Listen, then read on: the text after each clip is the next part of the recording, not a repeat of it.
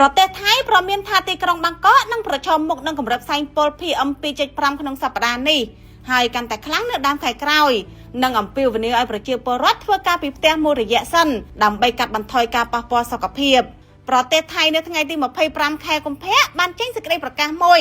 ដោយប្រមានពីបញ្ហាសុខភាពដោយសារតែកម្រិតខ្យល់ពុលនឹងកើនឡើងនៅក្នុងទីក្រុងបាងកកនិងបណ្ដាខេត្តជុំវិញក្នុងសប្តាហ៍នេះនិងដើមខែកុម្ភៈ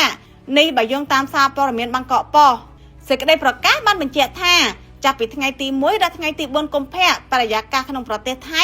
មានហានិភ័យនៃការប្រមូលផ្ដុំធូលីភាគល្អិតតូចៗ PM 2.5 លក្ខខណ្ឌអាកាសធាតុដែលស្ងប់ស្ងាត់អាចធ្វើឲ្យកម្រិតនៃការបំពុលខ្យល់កាន់តែធ្ងន់ធ្ងរជាពិសេសនៅតំបន់ឋិននទិសដែលខ្យល់បក់ទៅដូចជាតំបន់កណ្ដាលភាគពាយ័ព្យនិងភាគនិរតីនៃទីក្រុងបាងកកលក្ខខណ្ឌស្រដៀងគ្នានេះដែរក៏ត្រូវបានរំពឹងថានឹងកើតមាននៅភាគខាងជើងផងដែរ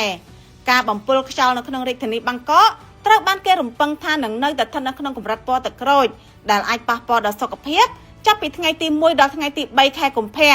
ខ្យល់ពុលនេះមានប្រភពបំពុលរួមមានការដុតជីវម៉ាសការបញ្ចេញផ្សែងខ្មៅពីយានយន្តនិងនៅតាមការដ្ឋានសំណង់នានាអាជ្ញាធរថៃបានស្នើសុំកិច្ចសហការពីអាជីវកម្មនានា